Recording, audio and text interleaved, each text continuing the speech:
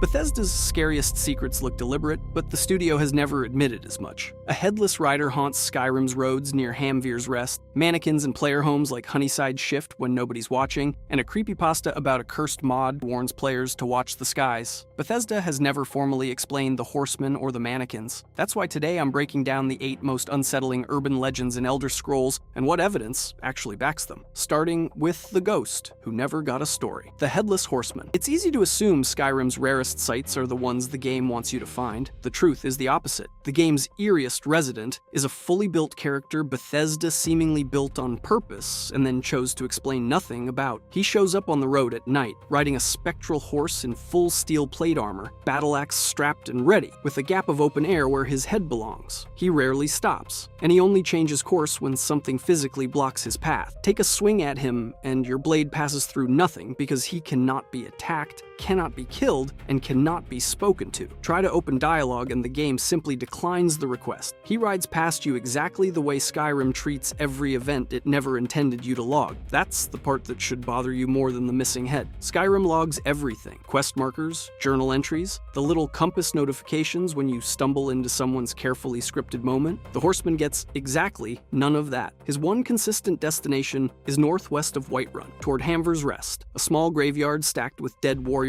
and one genuinely dangerous Draugr. Dig into that graveyard and you'll find a burial mound holding a dead Nord warrior, dressed in iron armor, wearing armor of a similar style to the rider circling above him. Nothing in the game confirms that connection outright, so the leap deserves a flag before you take it, but follow where the armor points. A nameless warrior buried at the one location this ghost keeps returning to, with gear of a similar style and zero explanation offered anywhere else, is close to the only story the evidence actually supports. He's a man riding roads at night, hunting for a grave that already has him in it. Bethesda never wrote him a book, never gave him unique dialogue tied to a quest, a companion storyline, an execution record. The design is unmistakably a nod to Sleepy Hollow, a wink dropped into the game with total confidence and then abandoned. Some players swear he only ever rides toward that one graveyard. Others insist his pathing is random and that Hamvir's Rest is just the place people remember checking, which means the whole theory might be nothing but players finding the pattern they already wanted to see. Somebody built him carefully. Nobody told you why. A writer who never speaks to you is easy to laugh off because his haunting is mostly visual. The next place haunts your ears, and the sound comes from inside walls where there is no one left alive to make it. The Ghost Choir. Labyrinthian will make you check your volume settings, and that's before anything jumps out at you. You walk deep enough into the ruin, and a choir starts up somewhere in the stone. Dozens of voices layered into one long tonal chant, with nobody singing it. It gets louder in specific chambers, then fades, then creeps back, sounding different each time. The ruin itself sits southeast of Morthal, a Nordic complex the dragon priest Morake called home, and long before him, it was Shalador's proving ground, where hopeful mages were tested for the title of Archmage. That history matters, because Labyrinthian is stuffed with bodies. Frozen mage corpses litter the halls, preserved mid-spell, and one scripted moment shows ghostly projections of Savos Aran's own expedition team, dead, and replaying their final steps on a loop for anyone who wanders past. The math writes itself. This was a killing floor for arcane ambition long before Aran ever set foot inside, and the choir grows louder in certain chambers, as if the ruin keeps score. The sound itself is the trick, and it's a genuinely clever one once you notice it. The voices in that choir are mixed without a fixed point of origin, drenched in reverb, as if bouncing off walls that don't actually contain a source. The designers built vocals meant to feel like they're leaking out of the architecture,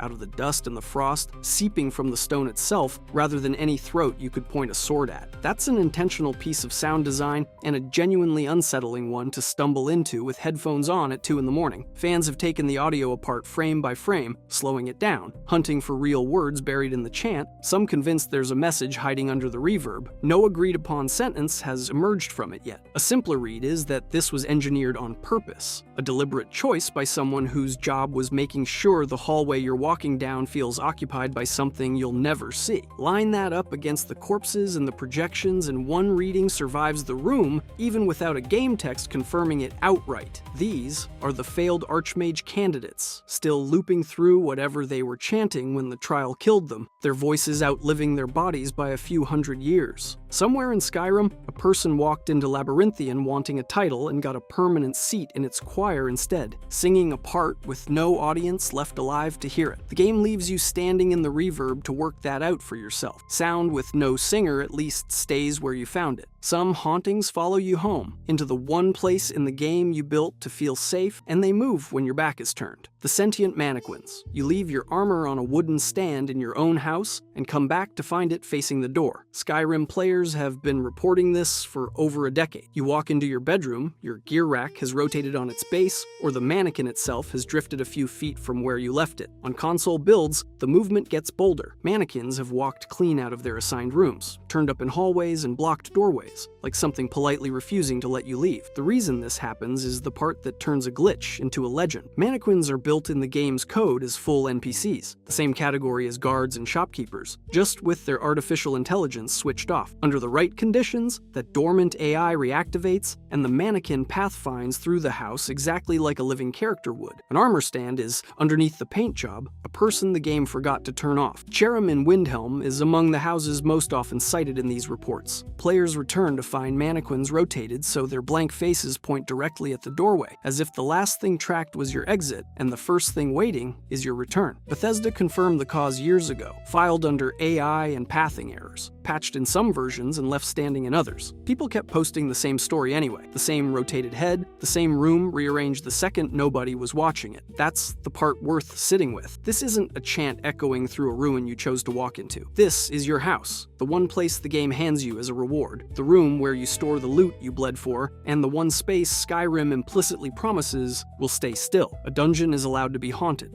A home is not supposed to notice you. It's tempting to reach for Yerem's backstory to make sense of it. A former owner tied to a string of murders, and recast the mannequins as something holding on to that history. Some players connect the house's grim past directly to the objects moving inside it. What actually ties the mannequins to Yerem's murders is nothing. No book, no dialogue, no quest, just a glitch that happened to land in a house with a story already attached to it. It's a coincidence dressed up as a haunting, and modders have since taken the myth and run with it, building mannequins that deliberately shift and stare, preserving the behavior the community had come to love. Strip away the ghost story and what's left is stranger. Bethesda built you a person, disabled it, and the script meant to freeze them doesn't always fire in time, and now every player who's caught one facing the wrong direction is alone with a decision the developers never finished making. A blank wooden face is unsettling because you can imagine something behind it. Now picture a whole town that bows to a god you are never once allowed to see, and kidnaps outsiders to feed it, the Deep Ones. South of Coral, there's a village where many residents bear the soot and grime of a hardscrabble mining town, and the residents meet outsiders with open hostility, attacking without provocation. Hackdirt hides a working religion, built floor to ceiling, with a congregation that still shows up. The quest is called A Shadow Over Hackdirt, and the name is doing exactly the work you think it's doing. It's a direct lift from H.P. Lovecraft's The Shadow over Innsmouth right down to the premise. An isolated town, a hostile population, and something ancient living underneath it that the townsfolk answer to. The plot kicks off when a woman gets kidnapped, dragged down into caves beneath the village, and prepared as an offering to beings the cult calls the Deep Ones. That's the emotional core stated as plainly as this video ever states it. Somebody's daughter or sister is about to die in a hole in the ground so a village can keep faith with something the player never sees. You go down after her, and the caves deliver everything a cult needs to look real. Stone faces carved into the walls, worn smooth by hands that clearly did this more than once. Shrines, decayed but still standing, still arranged like somebody tends them. Writings that describe the Deep Ones passing down forbidden knowledge to the founders of Hackdirt generations back, like the town's entire bloodline runs on a debt it's still paying off. Here's the part that should not be possible in a functioning cult questline. You never see one. The caves offer carvings, shrines, and a script that names a founder who supposedly met the Deep One's chief face to face, but the player gets none of it rendered. The mannequins at least had a mesh and a shelf. The horsemen at least had hoofbeats. The Deep Ones have carvings, prayers, and a kidnapping. And at the center of all of it, nothing with a texture file. The game refuses to rule on what they even are. Daedra, Ayleid remnants, or a myth Hackdirt's leaders invented to keep their own people obedient. And the text offers threads for all three readings, and the game commits to none of them. Some players are convinced this was supposed to change, that an earlier build of the quest planned a real encounter, and it got cut before anyone outside Bethesda ever saw it. Nothing in the released game confirms that a cut version ever existed. The stronger reading sits in what actually shipped. A writer deliberately kept the worshipped thing off screen,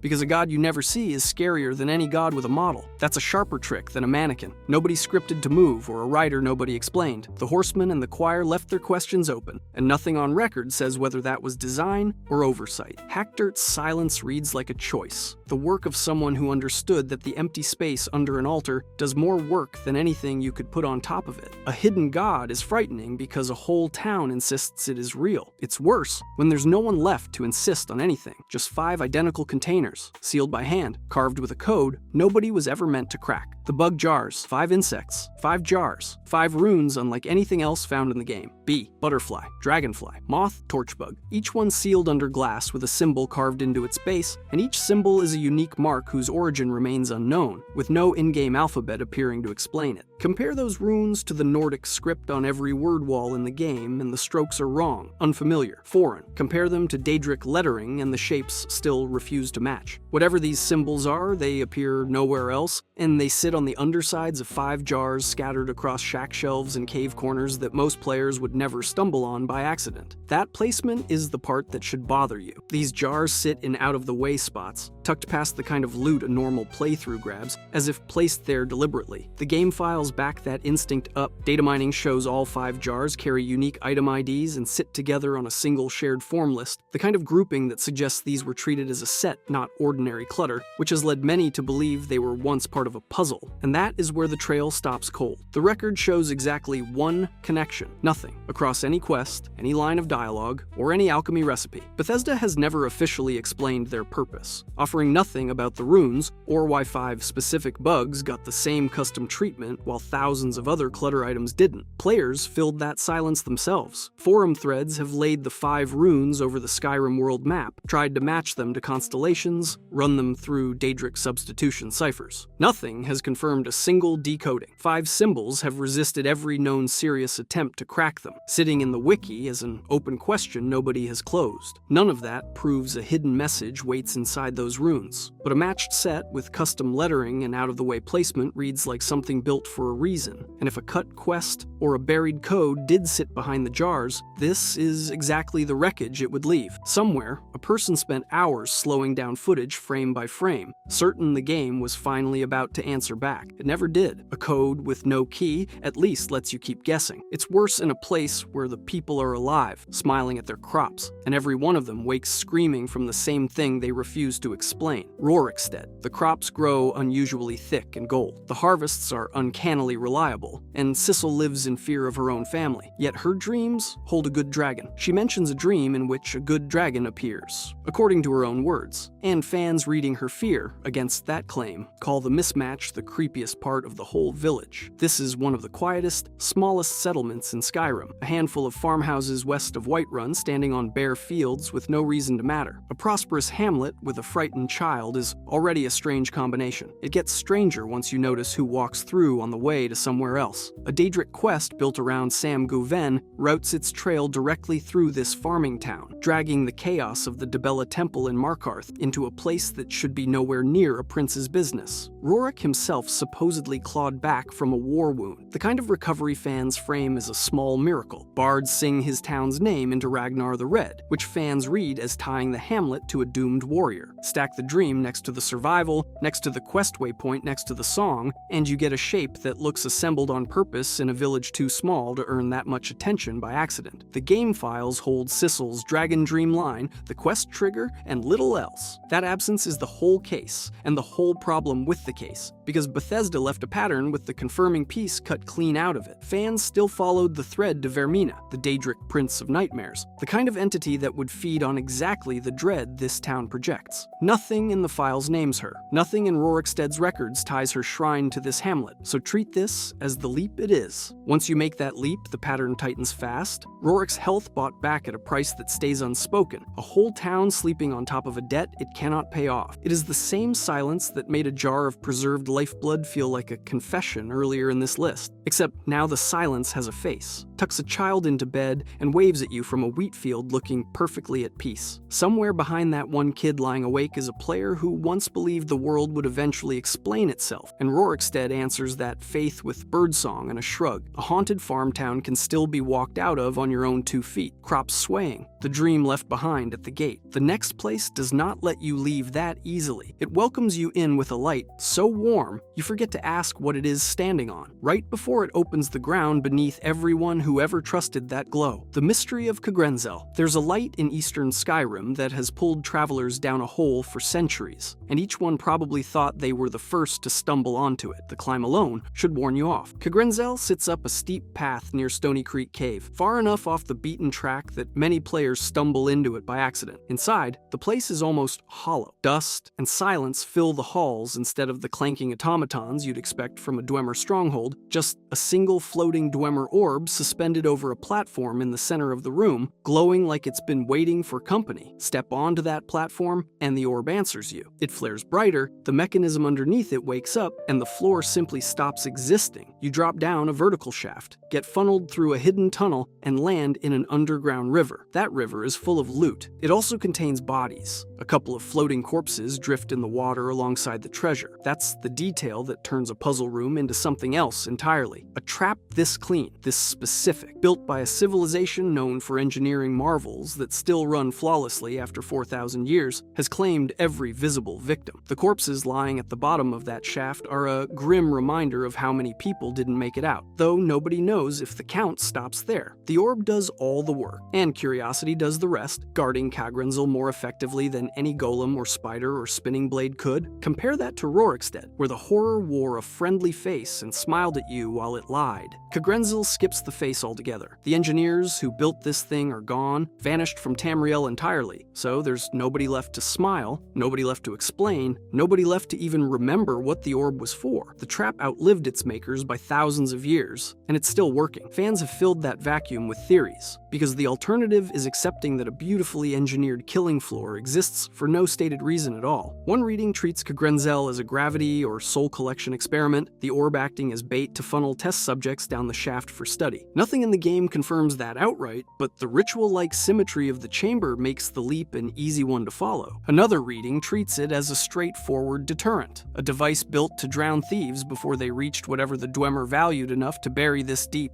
Either way, somebody walked in chasing that light, and somebody's remains are still sitting in the water because of it. Every other legend in this list leaves you something to stand on. Kagrenzel is the last one you can actually visit, actually touch, actually fall through with your own 2 feet. What comes after it isn't built from stone or code you can point a camera at. It's a file almost nobody can prove was ever real, and it has haunted this community longer than any glowing orb or a couple of corpses floating in an underground river ever managed to watch the skies. The file has 0 confirmed copies, 0 credible eyewitnesses, and a coordinate list nobody has ever gotten to check out. JVK 1.66.esp is a rare Elder Scrolls legend that never left a body behind, and you could argue that missing body is why it still outlasts every monster this video has covered. The story goes like this. You drop the file into your data folder, load up Morrowind, and the game starts rejecting its own rules. NPCs vanish from towns they've stood in for years, or turn up dead with no combat log to explain it. The ones still breathing stop breathing normally. They stand still after dark, eyes locked upward, ignoring dialogue, ignoring danger, muttering 3 words on a loop. Watch the sky. Certain cells start draining your health just for standing in them, like the game itself wants you gone. Look up in those cells and the sky glitches into shapes that shouldn't render, shouldn't exist, shouldn't be looking back. Open the file and the wrongness supposedly goes deeper. Cells sitting at coordinates the engine shouldn't allow. Item names that read like corrupted text. Gibberish strings where a sword or a potion should be. The story sells this as evidence that something reached into the construction set and rearranged Morrowind from the inside, leaving behind wreckage instead of a mod. Nearly 2 decades of searching and nobody has produced the original. Every copy floating around fan forums is a recreation, and most of them read like someone's fan-made attempt to simulate a fear they only ever heard secondhand. Nothing in the historical record confirms a genuine JVK was ever compiled, distributed, or run on a real machine. That gap is a labeled leap, and it's the entire point. The file might have been one person's fiction from the start, typed up and passed around until enough players repeated it that it calcified into folklore. Here's the detail that closes the loop on everything this video has shown you. The creepypasta was already circulating years before Skyrim shipped in 2011, and its NPCs mutter, "Watch the sky." Skyrim guards say watch the skies, traveler. A real Bark players have documented for over a decade. The story didn't lift a line from the files it claims to haunt. It reached for a phrase, and years later, the games handed players an eerie echo of the exact words back. Think back through everything that got you here. A horseman riding without the book that names him. A choir with no confirmed singer behind the voices. Mannequins that move only when nobody's device can catch it. A village guarding a god nobody has ever produced. Jars sealed around a key that was never verified to exist. You could say each one of those legends survived because Bethesda built the room and locked the door on the explanation. JVK goes one step further. There's no room and no door, only the fear, running on a sentence the guards were handing out for free the whole time. That's why this file beats every monster in the catalog. A monster can be killed, measured, disproven. An absence just sits there, and the player alone at their desk at 2 in the morning is the one left to fill it, staring at a sky the game told them to watch before they ever knew there was a reason to be afraid. If you enjoyed this video and want to see more, click the video on the screen now.